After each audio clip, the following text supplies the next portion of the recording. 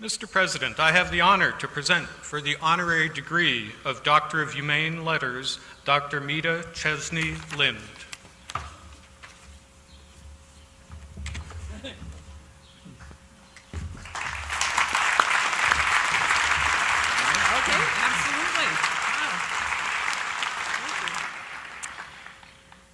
Dr. Meda Chesney-Lind graduated from Whitman with a BA in sociology in 1969. Like you, she sat in rows just like this, waiting for her name to be called, wondering what the future would hold.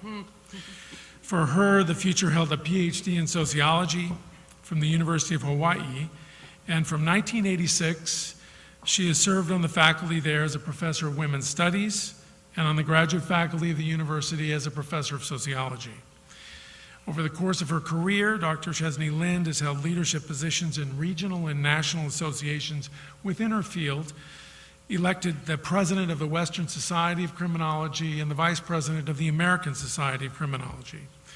She is the recipient of numerous national awards for her scholarly work that advances knowledge about the challenges faced by girls and women in American society, and in particular their treatment in the administration of justice when accused of crimes.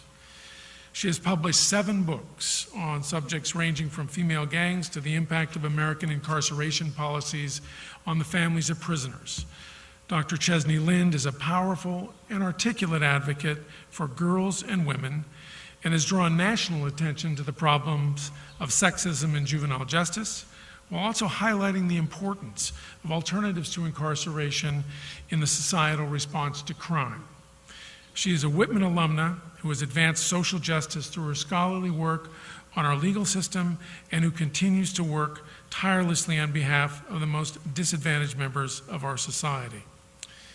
We've invited Dr. Chesney-Lind to offer her wisdom and inspiration and to provide perspective on the meaning of this moment. She'll be speaking on the topic of, and I gotta love this title, but what was it like for women? The Art of a Dumb Question. I should add that Gary Trudeau, the author of the comic strip Doonesbury, stated that commencement speeches were invented largely in the belief that outgoing college students should never be released into the world without being heavily sedated. I regret to inform you that Dr. Chesney-Lind's address will have inspiring, not sedating effects. Please welcome Dr. Meda Chesney-Lind.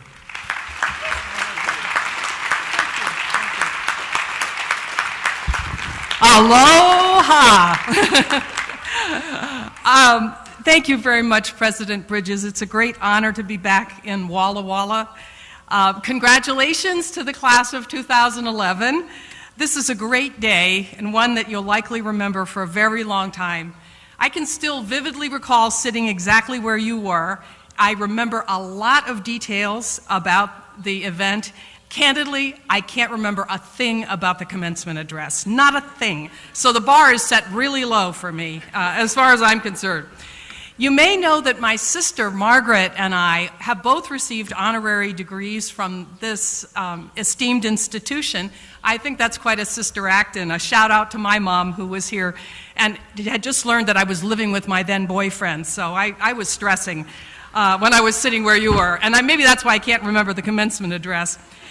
As I think about the years when Margaret and I were graduating, it made me realize how much the world has changed for young women and men in your class. When I was sitting where you were now, even though I was graduating summa cum laude, I was inaugurated into Phi Beta Kappa as a junior, so I had a lot of academic awards. I knew, and all of us knew as women, that we were effectively barred from applying to medical school or law school or business school. In those years, women accounted for 4.5% of those admitted to law school, a whopping 7% of those admitted to medical school. I knew I couldn't apply to be a Rhodes Scholar, and we were terribly underrepresented even in graduate programs. We were only 13% of those who got doctorates. So we knew a circumscribed world. I remember being incredibly optimistic, and I have no idea why. I think that was youth. It was why I didn't go to the University of Michigan and I went to the University of Hawaii. Okay, so what changed? Well, in 1972, Title IX of the Educational Amendments of the Civil Rights Act of 1964 was passed, and it stated very simply, no person in the United States shall, on the basis of sex, be excluded from participation in or be denied the benefits of or be subjected to discrimination under any education program or activity receiving federal assistance. That was Title IX. It was written principally by Patsy Takemoto Mink, who was then a member of Congress from Hawaii. I think you see a theme developing here. Patsy knew about discrimination firsthand. As a girl from Maui, she had majored in chemistry in college, had hoped to go to medical school. She applied to 20. She was denied admission at all of them. She later applied to law school, where she was admitted by mistake by an admissions officer who thought Hawaii was a foreign country. Sound familiar? Birthers? You know, listen up. She would ultimately graduate as the only woman in her University of Chicago Law School class. Title IX, you probably know, is now called the Patsy T. Mink Equal Opportunity Education Act, and it's meant a lot more for women than most people realize. Today, of course, we know the tremendous achievements of women in athletics, but also know that now women are 46.9% of the admissions to medical school. We are 47% of the admissions to law school, and we are over half of those who get PhDs. So rock on, ladies. And men, because we'll be supporting you. All right. This act was, again, best known for its impact on athletics, and I'll just nutshell that. In the 70s, girls were 1 in 30 high school athletes. We're now closing in on 1 in 2. So it's an enormous good news story.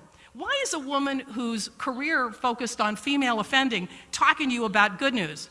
Well, if you want to know the bad news about girls, they call me. Cheerleader beatings, mean girls, girls gone wild. Any media story like that, I get a call. I was really worried when Tiger Woods' wife went off for that reason. But my favorite here was I got a call from the Ricky Lake show asking me about girls who were thugs. So the short course here, I'll give you the whole criminology course in a couple of sentences. No, girls are not getting more violent, and no, the women's movement did not cause a surge in women's crime. That's media hype. I've got to edit my other things. And my job, basically, I normally go way low, but we're not going to go that way. I'm a public intellectual, basically, and my beat has been to do feminist damage control with the media, fighting backlash journalism. That's what I've mostly done. So when Parade magazine called me about that cheerleader beating, and they did, I went through the old, you know, would we be talking about this if a bunch of boys had held another boy in a room and screamed at him a little bit and, you know, slapped him around a little, and the guy said, no, I guess we wouldn't be talking. I said, well, why don't you guys ever cover the good news about girls? Long pause. And he says, well, what is the good news about girls? So I've given you some. There's the good news. And I wanted to also tell you a good news story because this was an intractable problem. It took us how long to get, you know, how many generations to get the vote? When I was a young girl, women still weren't guaranteed the ability to serve on juries. And when I graduated, you already heard that basically all of the lucrative professions were denied to us legally. So there are things you can do. You can make a difference in the world. And Patsy Takemoto Mink did, and she gives us a great model for how we have to go about the challenges we leave on your to-do list. Well, now what could we be talking about here that you have to worry about? Well, there's the 2 or is it 3 wars we're waging, with no thought to cost, by the way, because even though we're in a near depression, apparently militarism is great. There's the looming threat of global warming. There's peak oil. Basically, the long story short is if you want to go see Venice, you better go now, okay? But here's what I want to talk to you about a little bit. George, who is a fellow criminologist, so thank you for the invitation, talked a little bit about mass incarceration. I want to talk a little bit more about that too. While you were growing up, the United States has embarked on a very odd social experiment. Basically, we've decided to lead the world in incarceration.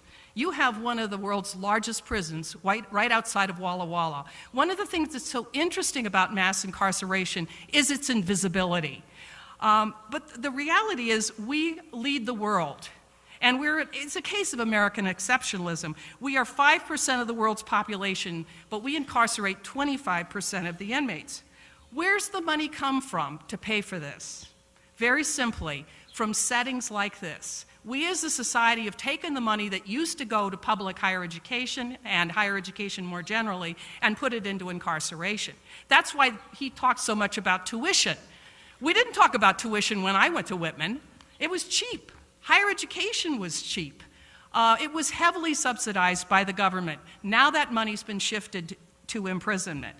There are very stark racialization patterns here. Basically, African Americans consume an enormous benefit, if you will, and if you consider mass incarceration a benefit, which of course nobody does, so that you're looking at a population that's very heavily racialized, with about 60% of the people in prison being minorities.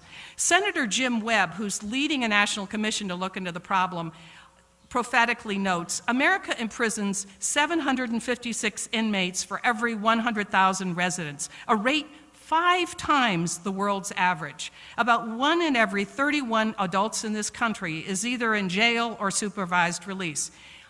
Either we are the most evil people in the world, or we are doing something terribly wrong. So again, I would urge you, as your generation goes out the door, to focus, in addition to the tremendous challenges around sustainability and militarism, to also say, why are we choosing cells over classrooms as a society?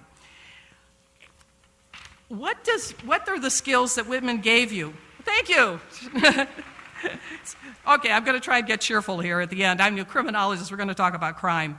Okay, what are the skills that Whitman gave you? Well, I remember at Whitman, during the years, I was forced to read a lot of incredibly boring books.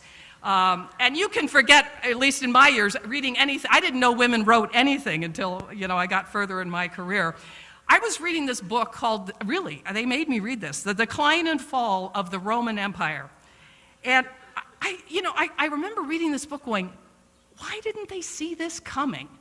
Why didn't they see these foolish decisions that they were making as a society?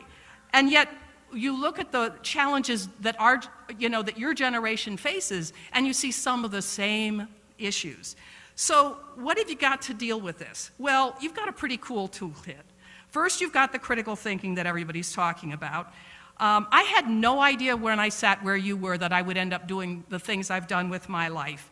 I knew I had a passion for things. I had a lot of really smart friends. And by the way, enjoy this time with each other, because you'll never be together again. And that's a thing you don't realize in graduation. Maybe that's good news. I don't know. There were a lot of people who wanted to see me leave. By the way, if the people who were running Whitman when I was a student, they'd be rolling over in their graves if they knew I was here speaking. They couldn't wait to see the back of me when I was at Whitman. Okay. I had no idea. But I had cool friends. Shout out to Davy Curran, who's one of those. I also had a great group of mentors. So mahalo to the faculty over here. The people who made a difference in my life, George Ball, who supported me so that I didn't get thrown out of Whitman after we blocked the military recruiters. Ray Norsworthy, who was a great sociologist, when I'll be seeing him later. Dick Stewart, who gave me a room in his house to help out with my expenses. And finally, Lee Bowker, the first feminist criminologist I met in my life, who mentored me and got me published well into my graduate school career. So I have a habit here of intellectual skills and hard work and a passion for social justice. All of that came, I think, from Whitman. When I started my career in criminology, though, here's one story from Meda, and then I'm out of here. So I was looking for a master's degree topic. It was like, oh my God, I got to have one of these. And we had all the old family court records from, like decades in this one room, and it looked like that scene from Raiders of the Lost Ark with all the boxes and, standing around there. And there was this one guy named Dutch, and he was coding. And I sort of looked at what am I going to do? Decades of files, boxes all over the place. I said, do you ever see any girl files? He says, oh yeah, there's not very many of them. I said, great. That question changed my life because Dutch put those files aside and I read them and I was like, what's going on? So I subtitled this talk, The Art of the Dumb Question, for a reason. It's not the answers you get at Whitman, it's the questions. Thank you.